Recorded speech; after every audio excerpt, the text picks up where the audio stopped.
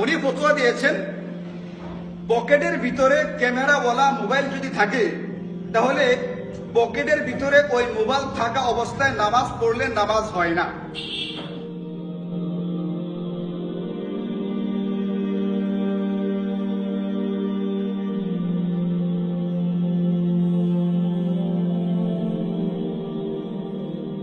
इसके आबाद करने वालों को, जिसने कदम उठाया मस्जिद की तरफ, ए भाई भाई मैं साफ साफ कह देता हूं, मोबाइल से तस्वीर का लेना हराम है, हराम है, हराम है। और ये हमें इतनी तकलीफ दे चीज है हमारे लिए कि अल्लाह न करे किसी के लिए बद्दुआ निकले तो वो नुकसान उठाएगा। मैं साफ साफ कहता हूं, ये बीमारी काम करने वालों में खुसूसन और आवाम में आम हो गई है।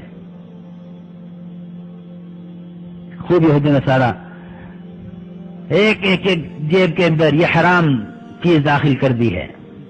क्या आवाम, क्या खवास, क्या पढ़े लिखे, क्या जाहिल, सबके मेरी इससे सख्त नफरत है। और लोग इसको समझते हैं कि ये कोई बड़ा अच्छा काम है, हालांकि खुदा की कसम जो ये काम करेगा अल्लाह उसको मुकल्लफ करेंगे कि इसमें रूह डालो, और वो तस्वीर बनाने वाला उसमें रूह नहीं डाल सकेगा तो अल्लाह उसको जहन्नम में डालेंगे। ठीक है, हम तो एक ही हदीस जानते हैं, कुल्लु मुसव्विरिन फिन्नार, कि हर तस्वीर बनाने वाला वो जहन्नम में जाएगा, चाहे वो तस्वीर किसी शक्ल से बना रहा हो, किसी भी तरीके से बना रहा हो। हम एक ही बात जानते हैं, कुल्लु मुसव्विरिन फिन्नार, कि हर मुसव्विर जहन्नमी है। ये बीमारी काम करने वालों के जेबों में देखोगे तुम, इनकी जेब में कैमरे के मोबाइल होंगे। मैं तो सोचता हूं कि इसी जेब में रख के नमाज होती भी है कि नहीं होती। मैं तो ये सोचता हूं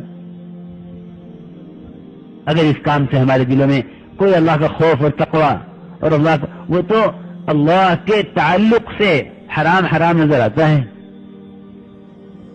वरना आप तो ऐसे पढ़े लिखे लोग पैदा हो गए जिन्होंने हराम को हलाल कर लिया है अपनी तावीलात से, कि ये नहीं है, ये वो नहीं है, ये नहीं है, ये वो नहीं है। क्योंकि जब शैतान मुसल्लत हो जाता है ना, तो वो हक को बातिल बनाने के लिए और हराम को हलाल करने के लिए ऐसी राय देता है जिनको पढ़े लिखे जिस चीज को यानी मुनासिब समझते हैं, वो बेचारे हालात और जमाने के तासुर की वजह से एक हराम चीज को हलाल करने की कोशिश में लग जाते हैं। क्या आवाम की जरूरत है? तो तकवा ही असल चीज है, अल्लाह का ताल्लुक। वो तो हराम की जुल्मतों को, हराम की जुल्मतें तकवे से खुलती हैं। इसलिए मैं आप सबसे दरख्वास्त कर रहा कि खुदा के लिए इस बीमारी से तौबा कर लो। ये हर एक का आप देखेंगे क्या शादियां और क्या दीनी मजलिसें, कहीं भी ये चीज यानी इससे इस बीमारी से कोई मजलिस भी खाली नहीं है। और खुदा की कसम शैतान उस पर मुसल्लत है जिसके हाथ में यह है। अल्लाह उसे चाहे तबलीग का या दिन की किसी मजलिस का, उसे कितना भी फख्र हो इस पर कि मैं क्या कर रहा, कितना ऊंचा काम कर रहा, लेकिन शैतान उस पर मुसल्लत है, क्योंकि इस जमाने का सबसे बड़ा शैतान यही है। वो तो समाज दजल है, दजल, इस पर दज्जाल की इंतहा है। ये जितनी चीजें है ना, यही दजल है, और दज्जाल इन सारी चीजों का मुंतहा है। जहां एक कमजोर ईमान वाले के कुफ्र का और ईमान का फैसला होगा।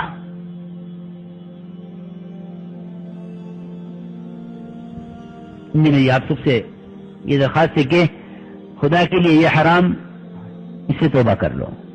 मोबाइल है, आदमी मोबाइल एक जरूरत की चीज है, बगैर तस्वीर के भी रख सकता है, मगर शैतान नहीं चाहता कि किसी तरह ये ہدایت پر آوے، وہ تو ایسی چیزیں پیدا کرے گا جس سے یہ حرام کے اندر مبتلا رہے۔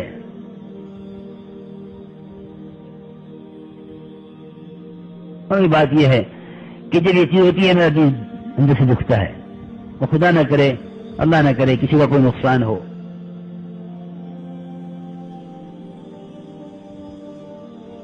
اور خوب متوجہ ہو کے بات سنو۔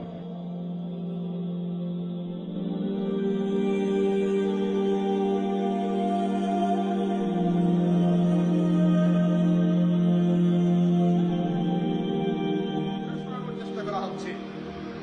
উনি বলতে পারছেন যারা মসজিদে বা মাদ্রাসায় পড়ায়া বেতন গ্রহণ করে, এই বেতন গ্রহণ বা উপার্জন যেটা হবে এইটা বেশ্যা নারীর উপার্জনের চেয়ে নিকৃষ্ট, এবং এই ধরনের ব্যক্তিদের আগে বেশ্যা নারী জান্নাতে চলে যাবে।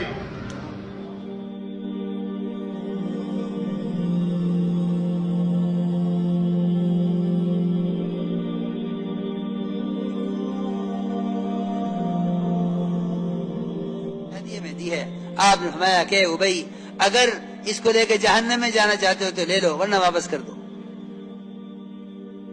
حالانکہ ہدیے سے زیادہ پاکیزہ مال کوئی نہیں ہوتا،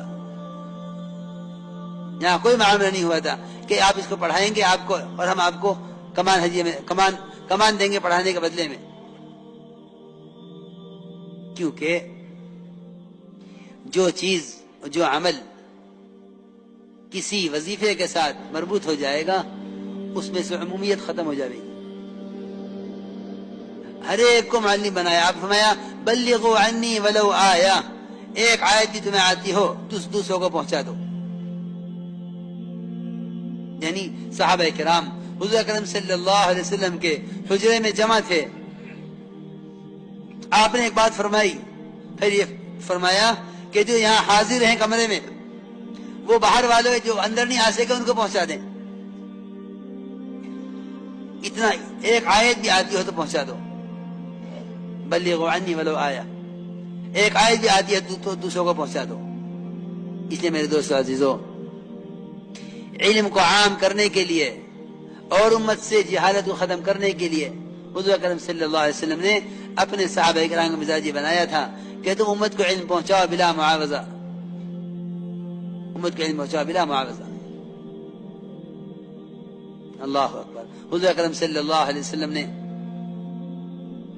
آپ کے یہاں سیکھنے کے لیے آتے لوگ، آپ صلی اللہ علیہ وسلم طلبا کو اپنے ساتھ لے جاتے کھلانے کے لیے، صحابہ آنے والوں کو اپنے گھروں میں لے جاتے کھلانے کے لیے۔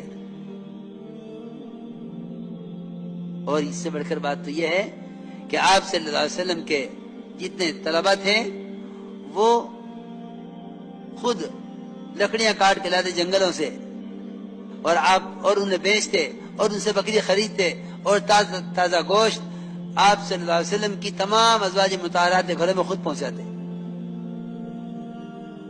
ایسے طلبہ تھے پڑھنے والے کہ وہ آپ کے سارے گھرانوں کا خرچہ اپنے ذمہ لیے ہوئے تھے۔ پھر ابو ہریرہ جیسے محدث کیوں نہ تیار ہوں اور معاذ بن جبل جیسے مفتی کیوں نہ تیار ہوں کہ وہ جنگل سے لکڑیاں چن کر لاتے، ان کو بیچتے اور انہیں بیچ کر جو اس سے آمدنی ہوتی اس سے بکری خرید کر گوشت کاٹ کے تمام ازواج مطہرات کے گھروں میں بھیجا کرتے تھے۔ یہ مزاج بنایا تھا۔ اس لیے فرماتے تھے عمر رضی اللہ تعالی عنہ، اے قرآن سکھلانے والو اور اے دین سکھلانے والو، اس پر اجرت نہ لو ورنہ کمینے لوگ تم سے پہلے جنت میں داخل ہو جائیں گے۔ اس لیے میرے دوستو یہ بات یاد رکھنا کہ جو پڑھانے کا وظیفہ ہے یہ پڑھانے کا وظیفہ نہیں ہے، یہ وقت کا بدل ہے، ورنہ خدا کی قسم دین کی تعلیم کا تو جنت کے سوا کوئی بدلہ ہے ہی نہیں۔ دین کی تعلیم کا جنت کے سوا کوئی بدلہ نہیں ہے، یہ تو وقت کا بدل ہے کہ ہمیں آپ کو تجارت سے ہٹا کر تعلیم پر لگا دیا ہے۔ کیونکہ ابوبکر رضی اللہ تعالی عنہ خلافت ملتے ہی بازار چل دیے چادریں لے کے، اب مومنین کہاں جا رہے کہ بچوں کے لیے کمانے جا رہا ہوں، کہ نہیں آپ کو وظیفہ ہم دیں گے، امور خلافت دیکھیے، میں نے کہ نہیں، امور خلافت یہ تو آخرت کے لیے ہے، بچوں کے لیے بچوں کے لیے کمانے جا رہا ہوں. لوگوں نے کہا مومنین امور خلافت پورے نہیں ہو سکیں گے، اس لیے آپ بیت المال سے یہ وظیفہ لے لیجئے.